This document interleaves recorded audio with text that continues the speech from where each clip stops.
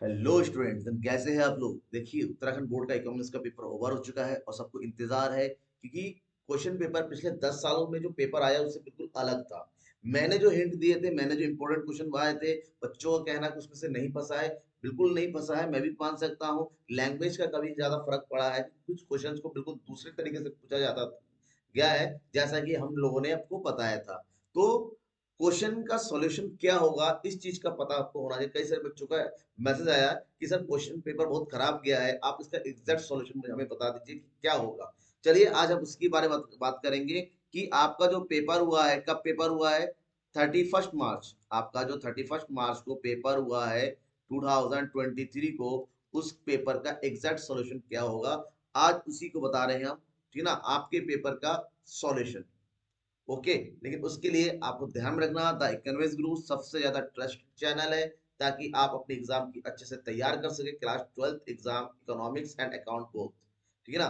Uttarakhand board 2020 का question paper है 23 का। पेपर कितने मार्क्स का हुआ था? 80 मार्क्स का। टाइम मिला था आपको करने के लिए 3 घंटा 15 मिनट, 15 मिनट पढ़ने के लिए और 3 घंटा लिखने के लिए। YouTube channel the economics Guru subscribe करना है, लाइक करना है और शेयर करना है। और चलिए हम क्वेश्चन को देखते हैं वन बाय वन। ये आपका क्वेश्चन पेपर ही है जिसको मैंने यहाँ पर टाइप किया हुआ है। ठीक है ना। तो सबसे पहला क्वेश्चन है सेक्शन ए का, सेक्शन ए और सेक्शन बी। आपके दो पार्ट में बटा हुआ, हर एक क्वेश्चन पार्ट जो है 40 मार्क्स का है। दैट मीन्स 80 मार्क्स का है। सबसे पहले एमसीक्यूज में पहला क्वेश्चन था आपका, किसी अर्थव्यवस्था में चयन की समस्या का कारण क्या है। अगर इसके राइट आंसर की बात करें तो राइट आंसर उसका संसाधनों की कमी जो है किसी भी अर्थव्यवस्था की चयन की समस्या का प्रमुख कारण होता है। ठीक है। सेकंड क्वेश्चन है, चाय तथा चीनी है, चाय और चीनी कैसी वस्तु है। चाय और चीनी जो है पूरक वस्तु है। ठीक है बेटा, मैं राइट आंसर बता रहा हूं ताकि ताकि आप मैच कर सके। नेक्स्ट, निर्गत में परिवर्तन अपॉन आगत में परिवर्तन, निर्गत में परिवर्तन और आगत में परिवर्तन का मान क्या होता है। निर्गत और आगत, निर्गत का मतलब होता है कि आपके उत्पादन के साधन, जबकि आगत का मतलब होता है क्या चीज, आगत का मतलब होता है उत्पादन की मात्रा। यानी कि साधनों में होने वाले परिवर्तन की कंपैरिजन में उत्पादन की मात्रा में जो परिवर्तन होता है वो क्या होता है, वो होता है सीमांत उत्पादन। कि एक अतिरिक्त साधन के प्रयोग से जो उत्पादन की मात्रा में परिवर्तन होता है उसे सीमांत उत्पादन के नाम से जानते हैं। ठीक है। क्वेश्चन नंबर 4, निम्नलिखित में से कौन पूर्ण प्रतिस्पर्धा का लक्षण नहीं है। आपको पूर्ण प्रतिस्पर्धा यानी कि पूर्ण प्रतियोगिता के नाम से भी इसको जानते हैं, तो उसका लक्षण कौन सा नहीं है। यहाँ पर कई सारे दे रखे हैं, ध्यान में रखिएगा। फर्मों द्वारा उत्पादित वस्तुएं एक रूप नहीं होती, इसका प्रमुख लक्षण नहीं है। क्यों? क्योंकि पूर्ण प्रतियोगिता में हमेशा समरूप वस्तुओं का ही क्रय विक्रय होता है। आंसर होगा डी। अब है बर्माक्स वाले क्वेश्चन जिसका आंसर आपको एक शब्द में या एक वाक्य में देना है। जिसमें क्वेश्चन नंबर 2 था, किस प्रकार की अर्थव्यवस्था में आर्थिक क्रियाओं का निर्धारण बाजार की स्थितियों के अनुसार होता है। आंसर है पूर्ण प्रतियोगिता बाजार। ठीक है। सेकेंड क्वेश्चन, थर्ड क्वेश्चन है, मांग वक्र की प्रवणता यानी कि मांग वक्र की ढाल कैसा होता है। ये क्वेश्चन मैंने आपको वेरी वेरी शॉर्ट क्वेश्चन में बता रखा था कि जरूर आएगा। देखिए वही क्वेश्चन है कि ऋणात्मक होती है मांग वक्र, जो बनाया जाता है कुछ इस तरह से होता है और ये ऊपर से नीचे की ओर गिरती होती है, जिसको बोलते हैं ऋणात्मक मांग वक्र का होना। ठीक है। क्वेश्चन नंबर 4, एक वस्तु की किसी आवश्यकता को संतुष्ट करने की क्षमता को क्या कहते हैं। किसी वस्तु की किसी भी व्यक्ति की आवश्यकता की संतुष्टि करती है तो उस क्षमता को हम बोलते हैं उपयोगिता या तुष्टिकोण। और इंग्लिश में बोलते हैं इसको यूटिलिटी। क्या बोलते हैं? यूटिलिटी। राइट। अल्पकाल में फर्म जिस कारक में परिवर्तन कर सकती है उसे क्या कहते हैं। अल्पकाल में जिस कारक में, यानी कि कारक मतलब क्या होता है यहाँ पर, साधन, यानी कि फैक्टर में परिवर्तन करती है उसे बोलते हैं हम परिवर्तनशील कारक। ये इसका राइट आंसर होगा। क्वेश्चन नंबर 6, व्यष्टि अर्थशास्त्र में आप क्या समझते हैं। ये 2 मार्क्स का होगा। पहले 4 एमसीक्यूज थे 1 1 मार्क्स में, और फिर 4 उसका 1 मार्क्स का क्वेश्चन, यानी कि टोटल आपको 8 मार्क्स तो इजी है। 8 मार्क्स में सारे क्वेश्चन लगभग लगभग मैंने बता रखे थे, जिसमें से आपको पूरे मार्क्स आने चाहिए। नेक्स्ट है, व्यष्टि अर्थशास्त्र से आप क्या समझते हैं। 2 मार्क्स में 2 मार्क्स के आंसर आपको 30 से 40 शब्दों के बीच में देना होता है। तो इसका आंसर है कि व्यष्टि अर्थशास्त्र अर्थशास्त्र की वह शाखा है जिसके अंतर्गत अर्थव्यवस्था की व्यक्तिगत समस्याओं या फिर सूक्ष्म आर्थिक चरों का अध्ययन किया जाता है, जैसे उपभोक्ता का व्यवहार, उत्पादक का संतुलन, एक वस्तु की कीमत का निर्धारण आदि। ठीक है ना। लैंग्वेज में बदल सकता है कि आंसर आपका यही लिखना है, थोड़ा सा ऊपर नीचे हो गया कोई दिक्कत नहीं, अगर इसी लैंग्वेज आपने लिखा है आपको 2 मार्क्स पूरे मिल जाएंगे, क्योंकि मार्किंग थोड़ी सी इजी होने वाली है। क्वेश्चन पेपर हार्ड आ गया पिछले 10 साल के पेपर से बिल्कुल अलग है, ऐसे क्वेश्चन जिसने कभी किसी ने भी सोचा नहीं होगा ऐसे क्वेश्चन आ सकते हैं।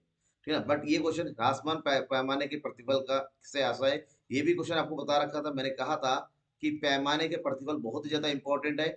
इसके बढ़ते प्रतिफल, घटते प्रतिफल और स्थिर प्रतिफल की मैंने कई बार रिवीजन करा था। देखिए 2 नंबर में आया हुआ है कि ह्रासमान, यानी कि ह्रासमान का मतलब होता है घटते, केवल लैंग्वेज का फर्क है।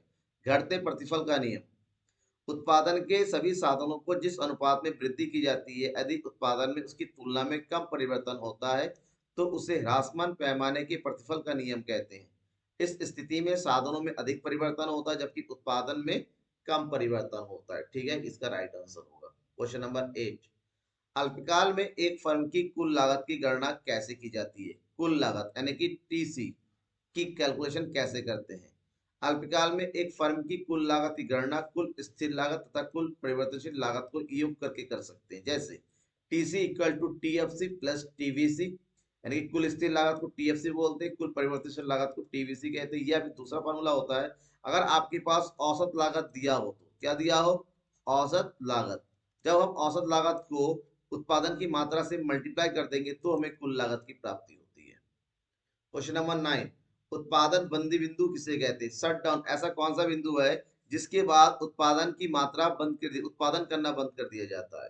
तो वह बिंदु, ठीक है ना, उत्पादन बंद करने का बिंदु वह बिंदु है जिस पर फर्म को चाहे वो कुछ भी मात्रा का उत्पादन करे या बिल्कुल भी उत्पादन नहीं करके अल्पकाल में उत्पादन बंद कर दे, एक समान हानि उठानी पड़ती है। मतलब एक ऐसे बिंदु, ठीक है ना, ये उत्पादन बंद बिंदु, जैसे फॉर एग्जांपल यहाँ पर ये है, ठीक है ना, और ये है आपका एम आर। अगर ये एम सी होता है, इस बिंदु के ऊपर कोई भी उत्पादक जो उत्पादन प्रक्रिया नहीं करेगा, इस बिंदु को हम जो है उत्पादन बंदी बिंदु कहेंगे, क्योंकि यहाँ पर एम आर और एम सी दोनों ही आपस में क्या होंगे? बराबर होंगे। क्वेश्चन नंबर 10 3 मार्क्स का होगा।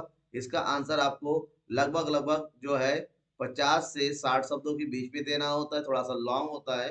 पहला क्वेश्चन इसमें रखा गया, मांग की कीमत लोच से आप क्या समझते हैं? मांग की कीमत लोच की परिभाषा, वस्तु की परिभाषा अगर हम बात करें, वस्तु की मांग में प्रतिशत परिवर्तन तथा वस्तु की कीमत में प्रतिशत परिवर्तन का अनुपात ही मांग की लोच कहलाता है। वस्तु पर किया गया व्यय वस्तु की क्रय की गई मात्रा, मात्रा के प्रति कीमत गुणनफल के बराबर होती है। वस्तु की मांग व कीमत में विपरीत संबंध होता है इसके अनुसार। ठीक है ना। और यहाँ पर फॉर्मूला बन जाता है मांग की कीमत लोच का, कि मांग की मात्रा में प्रतिशत परिवर्तन अपन कीमत में प्रतिशत परिवर्तन। इसका मतलब यहाँ पर कीमत लोच बताता है कि वस्तु की कीमत में परिवर्तन होने से उसकी मांग की मात्रा में क्या परिवर्तन होगा। ये भी इंपॉर्टेंट क्वेश्चन है जिसके बारे में मैंने आपको कई बार बता दिया था कि मांग की कीमत को उसको जरूर पढ़िएगा। ठीक है। आप, कुछ बच्चों ने ये क्लेम किया सर आपने जो बताया बिल्कुल नहीं बताया। देखिए कभी भी एक क्वेश्चन पेपर कोई कहता है ना मोस्ट इंपॉर्टेंट होगा, तो जरूरी नहीं है, वो केवल एक कहने का तरीका होता है ताकि उसकी वीडियो ज्यादा से ज्यादा देखी जाए। लेकिन मैंने लाइव क्लास में आपको जब क्लास दिया था लगातार बताया था कि कुछ क्वेश्चन मैंने बार बार रिपीट कर रहा था कि मांग की लोच, ठीक है ना, पूर्ति, ऐसे क्वेश्चन इंपॉर्टेंट होते हैं। मैंने चैप्टर भी कहा था इस चैप्टर से पढ़िएगा, तो वही आया हुआ है। यदि वस्तु की मांग में कीमत में प्रतिशत परिवर्तन से ज्यादा होता है तो वस्तु की मांग लोचदार। यदि मांग में प्रतिशत परिवर्तन कीमत के प्रतिशत परिवर्तन से कम होता है तो उसको बेलोजदार कहते हैं।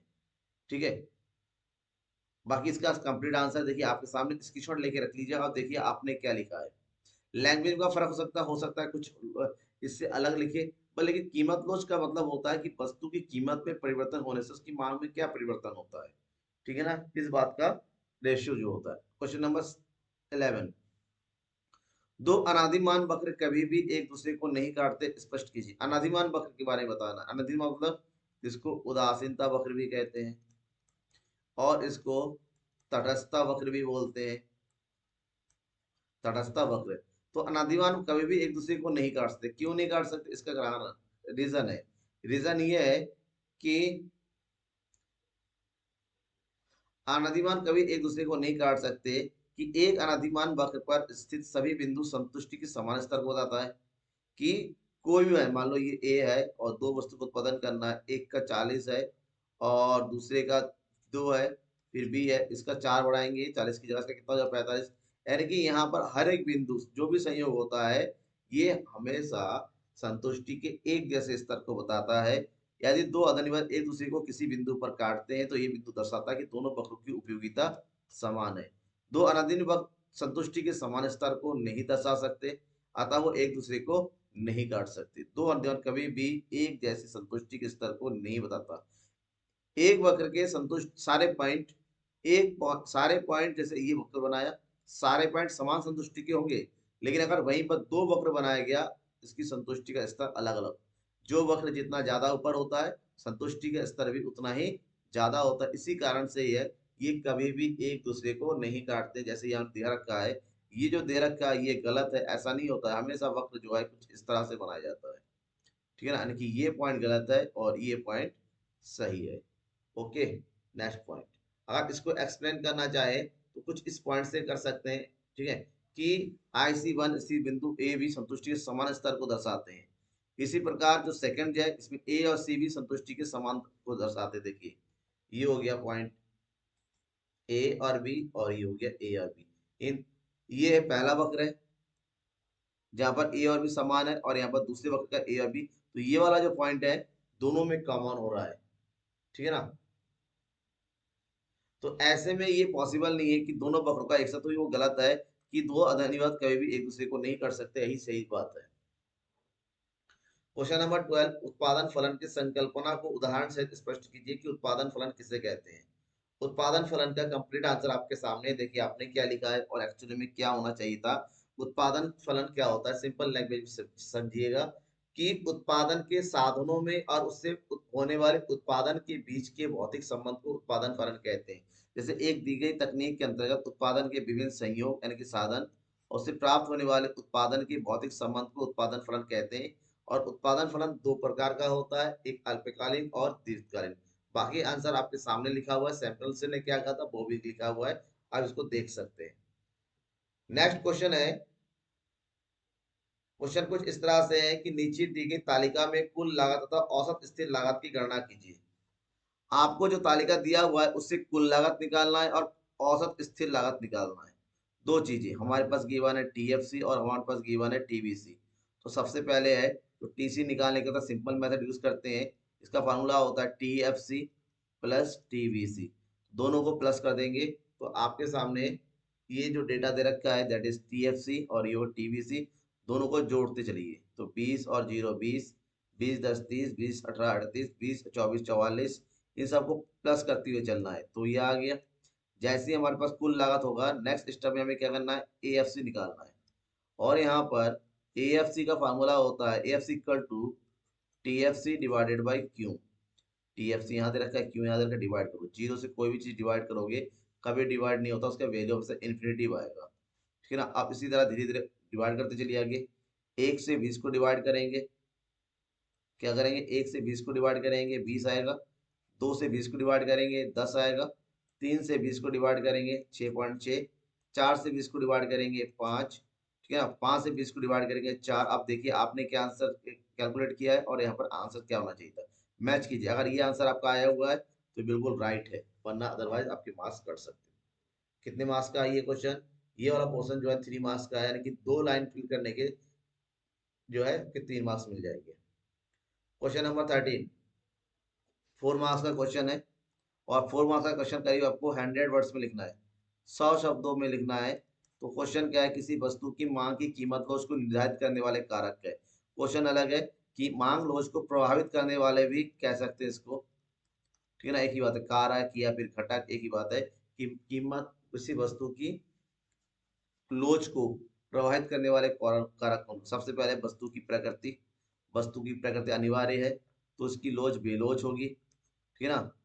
और अगर विलासिता है तो उसकी लोचदार होगी। ध्यान रखिएगा। स्थानापन्न का वस्तु है, किसी वस्तु की जितनी ज्यादा स्थानापन्न होती है वो लोचदार होती है, जिसकी स्थानापन्न बहुत कम होती है वो बेलोचदार होती है।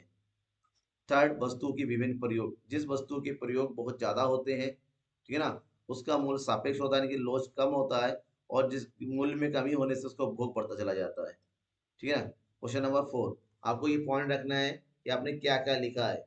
वस्तु की उपभोग का स्थगित होना, अगर किसी वस्तु को कुछ देर का रोक के रखा जा सकता है, ठीक है ना, कि नहीं चलो कुछ जैसे जूते हैं ठंड में पहने गर्मी में नहीं पहने कोई फर्क नहीं पड़ता, उसकी वैल्यू लोचदार होगी, क्योंकि कुछ देर तक यूज नहीं करेंगे दिक्कत नहीं है। अगर मान लो कोई चीज महंगा हो रहा है, ठीक है ना, जूते हैं, जूते का रेट बढ़ गया है, अब नहीं खरीदेंगे, हम चप्पल पहन के काम चला लेंगे, बाद में खरीद लेंगे। तो ऐसी चीज जिसका यूज हम टाल सकते हैं वो लोचदार होगी, और जिसका यूज टाल नहीं सकते, जैसे अनाज हो गया, नमक हो गया, खरीदना ही खरीदना है, चाहिए चाहिए, तो ऐसी वस्तुओं को हम जो है लोचदार कहेंगे। बेलोजदार, संयुक्त मांग, कुछ वस्तु ऐसी होती है जिनका प्रयोग एक साथ होता है, जैसे कलम और स्याही का प्रयोग जो एक साथ होता है उसकी मूल्य बेलोजदार होती है, और जो संयुक्त मांग में नहीं होती उनकी लोजदार होती है। ठीक है। नेक्स्ट है क्वेश्चन नंबर 4। दीर्घकालीन सीमांत लागत वक्र और औसत लागत वक्र कैसे दिखाई देता है? अगर सीमांत लागत वक्र और औसत लागत वक्र को हम देखें कि ये कुछ इस तरह से दिखाई देता है। दीर्घकालीन सीमांत लागत वक्र दीर्घकाल में उत्पादन की एक अतिरिक्त इकाई पैदा करने में कुल उत्पादन में जो वृद्धि होती है, जबकि उत्पादन के सभी साधन परिवर्तनशील होता है, उसे दीर्घकालीन सीमांत लागत वक्र कहते हैं। समय बहुत लंबा होता है, यहाँ पर उत्पादन के सभी साधनों को परिवर्तित किया जा सकता है। ऐसे में जब हम एक अतिरिक्त इकाई का प्रयोग करते हैं तो उससे में जो भी लागत की वृद्धि होती है उसे दीर्घकालीन सीमांत लागत कहते हैं। इस प्रकार दीर्घकालीन सीमांत लागत दीर्घकाल में कुल लागत में वृद्धि को दर्शाती है जब उत्पादन की एक इकाई को बढ़ाया जाता है। और जबकि दूसरी तरफ दीर्घकालीन औसत लागत का मतलब होता है दीर्घकालीन औसत लागत दीर्घकालीन कुल लागत को उत्पादन की मात्रा से भाग देकर ज्ञात की जाती है। तो यहाँ पर फार्मूला हो जाता है दीर्घकालीन औसत लागत का दीर्घकालीन कुल लागत डिवाइडेड बाई क्यू। और वहीं पर एलएमसी का फार्मूला क्या होता है? L T C N minus L T C N minus one. ठीक है। इसको ग्राफिकल रूप में रिप्रेजेंट करें तो कुछ इस तरह से बनेगा। ये हो गया सीमांत लागत वक्र और ये हो गया औसत लागत वक्र। इस बिंदु पर पैमाने का प्रतिफल क्या होगा? स्थिर होगा। ठीक है ना। यहाँ पर पैमाने का प्रतिफल जो है क्या होगा? घटता हुआ होगा। यहाँ पर पैमाने का प्रतिफल जो है क्या होगा? बढ़ता, क्योंकि यहाँ पर लागतें कम हो रही है और यहाँ पर लागतें बढ़ रही है। ठीक है। तो ये होगा इसका कंप्लीट ग्राफ, ध्यान रखिएगा। ग्राफ को सही से देखिए, आप लोग देखना चाहते हैं तो मैं इसको उसके बाद जो लिखा हुआ उसको इरेज कर देता हूँ। अब ग्राफ को समझिए कि ग्राफ किस तरह से बनता है। ठीक है। Okay, next question 15। प्रतिस्पर्धा रहित बाजार से आप प्रतिस्पर्धा रहित बाजार एक ऐसा बाजार होता है जहां पर पूर्ण प्रतियोगिता का अभाव होता है। यानी कि पूर्ण प्रतियोगिता की कुछ विशेषताओं को यहाँ पर अगर हटा दिया जाए तो बाजार जो सामने आती है उसको प्रतिस्पर्धा रहित बाजार कहते हैं। इस बाजार के प्रमुखतः तीन रूप है: एकाधिकार बाजार, एकाधिकारी प्रतियोगिता बाजार और अल्पाधिकार बाजार। एकाधिकार बाजार वो बाजार होते हैं जहां वस्तु का केवल एक ही विक्रेता होता है। क्या होता है? वस्तु का केवल एक विक्रेता होता है, और सारे एक ही विक्रेता के पास एक ही वस्तु होती है, और उस वस्तु का कोई भी निकटतम स्थानापन्न नहीं होता है, अपने मर्जी से वस्तु को खरीदता और बेचता है। दूसरी तरफ एकाधिकारी प्रतियोगिता बाजार वो बाजार होता है जहां वस्तु के कई विक्रेता होते हैं। ठीक है ना, बहुत सारे विक्रेता होते हैं, और यहाँ पर वस्तुओं में वस्तु विभेद भी पाई जाती है, वस्तुएं अलग अलग प्रकार की होती हैं। ठीक है ना। फॉर एग्जाम्पल अगर हम बात करें पेस्ट, पेस्ट के कई सारे ब्रांड है मार्केट में। ठीक है ना, ऐसे बाजार को एकाधिकारी प्रतियोगिता बाजार कहते हैं। नेक्स्ट है अल्पाधिकार बाजार, एक बाजार जहां वस्तुओं के कुछ ही विक्रेता होते हैं, थोड़े से होते हैं। जैसे अगर हम बात करें मोबाइल कम्युनिकेशन के मामले में केवल कितने विक्रेता हैं? केवल 5 विक्रेता है। कौन कौन से? एक है BSNL, एक है VI, एक है एयरटेल, ठीक है ना, एक है जियो, और एक है MTNL। तो ऐसे में इसको थोड़े से विक्रेता जो पूरे कंट्री के जो है कम्युनिकेशन सर्विस प्रोवाइड कराता है, तो ऐसे बाजार को अल्पाधिकार बाजार कहते हैं। इन बाजार में एक दूसरे से आगे निकालने की होड़ मची रहती है। यहाँ पर वस्तुएं एक जैसी नहीं होती, सारी वस्तुएं जिनकी उपयोगिता को एक समान होती है, लेकिन उसमें कुछ ना कुछ अंतर पाया जाता है। नेक्स्ट क्वेश्चन, अल्पाधिकार में फर्म कैसे व्यवहार करती है? अल्पाधिकार एक ऐसी बाजार होता है जहां पर कुल प्रति पर कुछ बड़ी फर्मों का अधिकार होता है, यानी कि संपूर्ण बाजार पर कुछ ही विक्रेता जो कि बड़े बड़े होते हैं उन्हीं का अधिकार होता है। तो इसे अल्पाधिकार कहते हैं। क्या कहते हैं इसको? अल्पाधिकार कहते हैं। इस स्थिति में विक्रेता बहुत कम होते हैं, इसलिए वे वस्तु की पूर्ति तथा इसकी कीमत के प्रति सजग रहते हैं। एक विक्रेता की नीति का प्रभाव दूसरे पर भी पड़ता है। फॉर एग्जाम्पल, जियो जब आया उस टाइम हमारे पास 1 GB मोबाइल कीमत लगभग 399 मिलता था, 1 GB। जियो आया उसने क्या कर दिया, अनलिमिटेड कर दिया। कितने रुपए में, 199 रुपए में अनलिमिटेड। पहले तो उसने फ्री में बांटा। तो इसका मतलब होता है कि मार्केट में एक दूसरे के आगे निकलने की होड़ सी मची रहती है। एक ने कुछ चेंज किया तो अगला वाला भी मार्केट में बने रहने के लिए चेंज करता है। बाजार का ऐसा रूप होता है जब कुछ ही फर्मों के बीच प्रतियोगिता होती रहती है और कोई भी घटना एक दूसरे को प्रभावित करती है। समझ में आ गया? जैसे कोक है, जैसे हम कोल्ड ड्रिंक की बात करते हैं, कितने हैं? कोक है, पेप्सी है, कनाडा ड्राई के अलावा कुछ सॉफ्ट ड्रिंक्स की होते हैं। इसके अलावा दूसरा कोई नहीं, इन्हीं के अलग अलग ब्रांड है। ठीक है ना? जैसे कार की बात करते हैं, जनरल मोटर है, टोयोटा है, मारुति सुजुकी, हुंडई, फोर्ड और टाटा, कुछ ही है इंडिया में। और कार का पूरा मार्केट इन्होंने अपने अपने हिसाब से कब्जा कर रखा है। Section B. अब हम बात करते हैं समष्टि अर्थशास्त्र की। अब तक हम किसके बारे में पढ़ रहे थे? व्यष्टि के बारे में पढ़ रहे थे, अब समष्टि के बारे में पढ़ लेते हैं। समष्टि में पहला एमसीक्यूज है, उत्पाद क्षमता में वृद्धि लाने के लिए जो व्यय किया जाता है, वे व्यय जो प्रोडक्टिविटी को बढ़ाए उसे क्या कहते हैं? निवेश व्यय। सेकंड, मुद्रा की क्रय शक्ति में ह्रास क्या है? अगर मुद्रा की वैल्यू कम होती है, इसका मतलब होता है वस्तुओं की, ठीक है ना? अगर मुद्रा की क्रय शक्ति का मतलब वो ये हुआ, ये थोड़ा ऑप्शन गलत लिखा हुआ है। मुद्रा की क्रय शक्ति का मतलब किसी वस्तु की, पहले 10 रुपए में कोई वस्तु अगर 5 में मिलता है, लेकिन वस्तु की कीमत बढ़ने का मतलब होता है 10 रुपए में वो केवल हमें 3 वस्तु मिल रही है। तो मुद्रा की क्रय शक्ति कम होना, इसका मतलब ये होता है, तब होता है जब वस्तु की कीमतें क्या हो जाए? बढ़ जाए। ठीक है ना? राइट आंसर इज सी, ये राइट आंसर होगा। ठीक है ना? ये गलत दे रखे हैं यहाँ पर। मुद्रा की कीमतों में कमी होने से, वस्तु की कीमत कमी होने से क्रय शक्ति बढ़ती है, उल्टा दे रखा है। ठीक है ना? थोड़े मिसप्रिंट हो गया है यहाँ पर। Option number C is right, वस्तु की कीमतों में वृद्धि। क्वेश्चन नंबर थर्ड, औसत उपभोग प्रवृत्ति का मान क्या होता है? औसत उपभोग प्रवृत्ति का मान हमेशा सी अपॉन पाई होता है, दैट मीन्स सी, क्योंकि यहाँ पर कुल आय और कुल उपभोग के बीच का अंतर संबंध होता है। क्वेश्चन नंबर फोर, व्यापार संतुलन घाटा, व्यापार संतुलन घाटा का होगा यदि, ये तब होता है जब इंपोर्ट ज्यादा होता है और एक्सपोर्ट कम होता है, यानी कि बी नंबर, जब आयात अधिक हो और निर्यात कम हो। क्वेश्चन नंबर 17, एक नंबर का है, एक या फिर एक वाक्य का है, जिन वस्तु को पुनः उत्पादन प्रक्रिया में किसी चरण से नहीं गुजरना पड़ता वो क्या कहते हैं? जो उत्पादन प्रक्रिया से बाहर हो उसे बोलते हैं हम अंतिम वस्तु। आय के प्रति इकाई परिवर्तन के फलस्वरूप उपभोग में परिवर्तन को क्या कहते हैं? सीमांत उपभोग प्रवृत्ति, एमपीसी। ठीक है? सेटेरिस परिभाष का शाब्दिक अर्थ क्या होता है? सेटेरिस परिभाष का मतलब होता है अगर अन्य बातें सामान्य, जब किसी चीज के बारे में बात करते हैं तो उसको इफेक्ट, जैसे हम कहते हैं मांग का नियम तब लागू होता है जो मांग को प्रभावित करने वाले अन्य कारक समान रहे, यही होता है सेटेरस परिभाष। मतलब किसी चीज की हम जो है सॉल्व करने जाए, किसी चीज के बारे में हम बात करने जाए, हम कहते हैं उसको जो इफेक्ट होने वाले दूसरे पॉइंट जो क्या होने चाहिए, उसमें कोई चेंजेस नहीं होना चाहिए। क्वेश्चन नंबर 20, भारत में वस्तु एवं सेवा कर कब लागू किया? याद रखिए आंसर 1 जुलाई 2017। ठीक है ना? इसका आंसर होगा 1 जुलाई, जिन्होंने लिख दिया है पूरे मार्क्स मिलने हैं इसको। वस्तु विनिमय प्रणाली क्या है, इसकी क्या कमियां हैं? वस्तु विनिमय प्रणाली वह प्रणाली है जहाँ वस्तु का प्रत्यक्ष अदला बदली करी जाती है। इस प्रणाली की दो प्रमुख कमियां हैं, जैसे दोहरे संयोग का अभाव, वस्तु विभाजन कठिन है तो बहुत सारी, लेकिन 2 मार्क्स में इतना काफी है लिखना। क्वेश्चन नंबर 22, वस्तु की मांग की जाती है, किसी भी वस्तु की, सॉरी मुद्रा की मांग की जाती है, सॉरी, ठीक है ना? थोड़ा, मुद्रा की मांग क्यों की जाती है? मुद्रा की मांग इसलिए की जाती है कि मुद्रा से ही वस्तु का क्रय विक्रय होता है और मुद्रा ही के द्वारा किसी वस्तु के मूल्य का निर्धारण होता है। ठीक है ना? नेक्स्ट क्वेश्चन है निवेश की परिभाषा। निवेश क्या है? निवेश एक वस्तु, संपत्ति, उत्पाद या कोई अन्य संपत्ति है जिसे भविष्य में आय उत्पन्न करने के लिए खरीदा या उपभोग किया जाता है। एक निवेश किसी भी प्रकार की खरीदो, सीधी सी बात है, अगर एक लाइन में समझना है निवेश क्या होता है।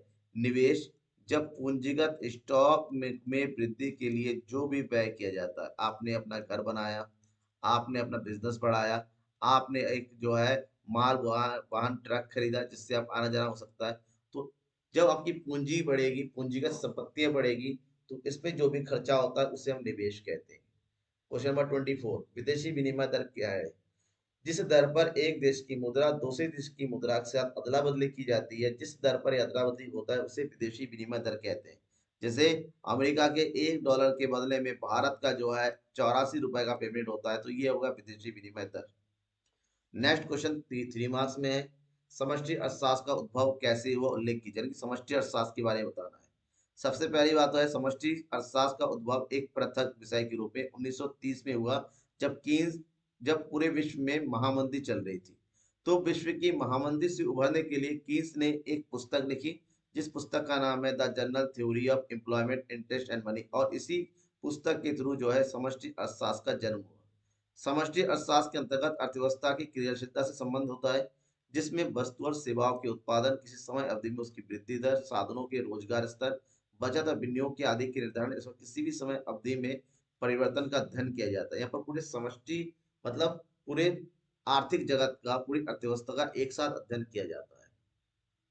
क्वेश्चन नंबर 26, रेपो रेट या उलट रेपो रेट, उलट मतलब रिवर्स रेपो रेट बोलते हैं, क्या होता है? रेपो रेट वो दर होता है जिस दर पर देश का सेंट्रल बैंक अन्य कमर्शियल बैंकों को पैसा उधार देता है शॉर्ट टर्म के लिए।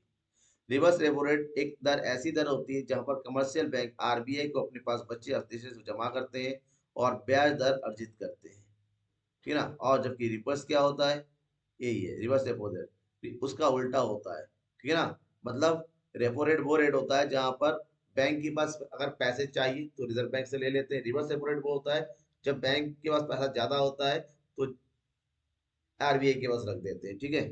नेक्स्ट क्वेश्चन, क्वेश्चन नंबर 27, अदायगी संतुलन यानी कि बीओपी के चालू खाते होता है। अदायगी संतुलन को हम क्या बोलते हैं, दूसरा नाम है इसका जिसके बारे में पढ़ते हैं, दैट इज भुगतान संतुलन। भुगतान संतुलन किसे कहते हैं?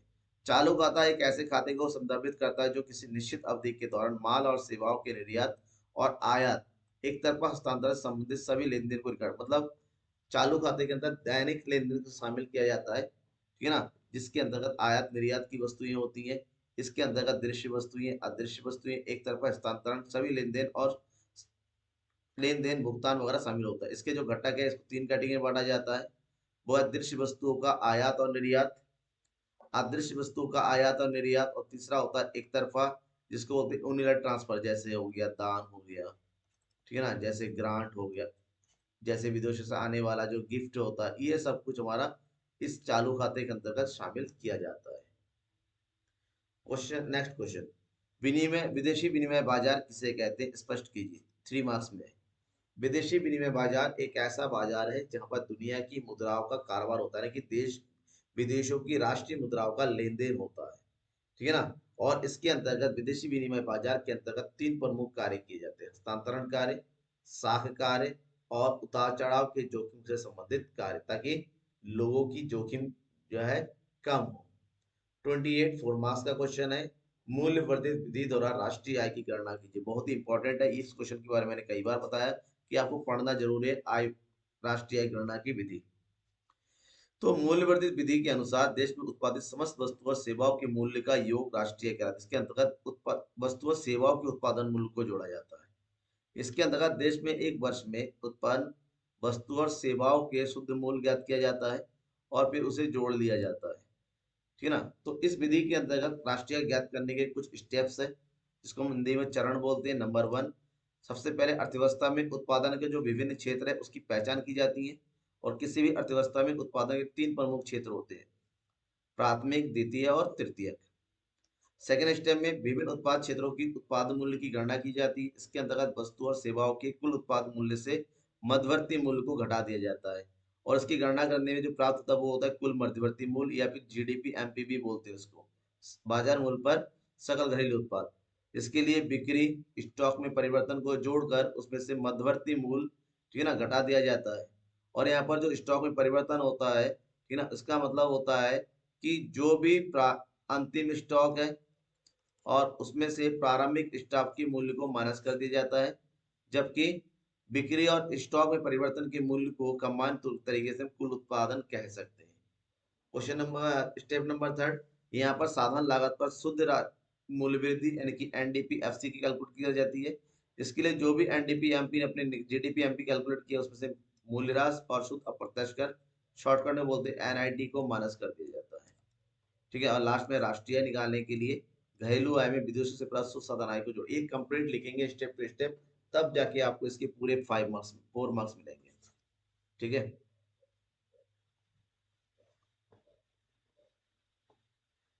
क्वेश्चन नंबर 29, अधिमांश सृजन के संबंध में गुणक की क्रियाविधि लिखिए। क्या लिखना है? अधिमांश सृजन के संबंध में गुणक की क्रियाविधि। गुणक से अभिप्राय निवेश में होने वाले परिवर्तन के कारण आय में होने वाले परिवर्तन से है। ठीक है ना? गुणक मतलब ये बताता है किसी भी अर्थव्यवस्था में जितना निवेश किया जाता है उसके कंपैरिजन में कितना जो आय में वृद्धि होती है।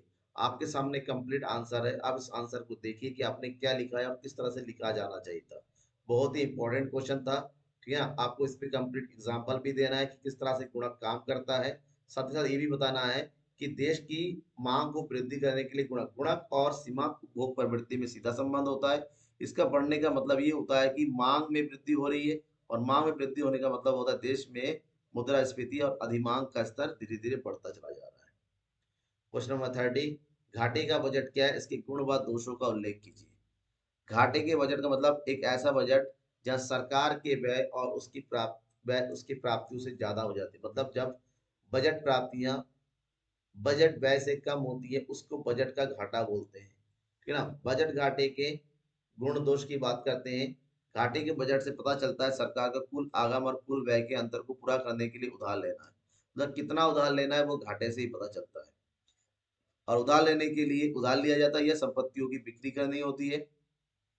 इससे या तो दायित्व में वृद्धि होती है या फिर संपत्तियों में कमी आ जाती है। जबकि इसके दोष क्या है कि सरकार जब उधार लेती है तो उसके लिए ब्याज का भुगतान करना पड़ेगा, और जब ब्याज का भुगतान पड़ेगा तो उतना पैसा जो है देश के विकास के लिए नहीं लग पाएगा, तो इससे अर्थव्यवस्था पर विपरीत असर पड़ सकता है। और लास्ट क्वेश्चन है, राजकोषीय घाटे की माप कैसे की जाती है? राजकोषीय घाटा क्या होता है? राजकोषीय घाटे का संबंध सरकार के राजस्व और पूंजीगत दोनों प्रकार के व्यय, राजस्व उधार छोड़कर बाकी पूंजीगत प्राप्तियों से होता है। मतलब राजस्व घाटे में कुल व्यय दोनों शामिल होता है, जिसमें राजस्व व्यय और पूंजीगत व्यय और उधार को छोड़कर सभी प्राप्तियां आती हैं, कि राजस्व व्यय, राजस्व प्राप्तियां और उधार। उधार का मतलब उधार इसलिए शामिल नहीं कर जाता है, उधार को ही शामिल कर लिया जाए तो हमें ये घाटा कब होगा, तो बराबर हो जाएगा। इसके लिए फार्मूला यूज किया जाता है, राजकोषीय घाटा बराबर कुल व्यय, जिसमें राजस्व व्यय और पूंजीगत व्यय दोनों शामिल होता है, जबकि कुल प्राप्तियां, जिसमें से उधार को छोड़ दिया जाता है। ठीक है ना?